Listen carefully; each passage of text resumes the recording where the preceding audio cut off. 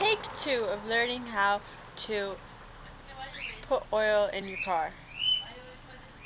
Probably. Okay. Number 5. You have to get an oil filter. It looks like this. I don't know what that is, but it's something. And 1, you take the little thingy off that thingy. You guys see it? Step 2.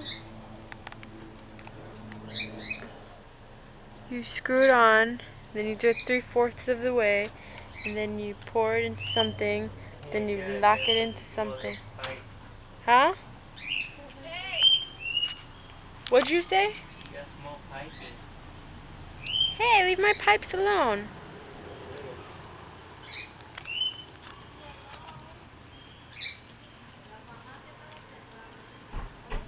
Okay, this video sucks. Bye.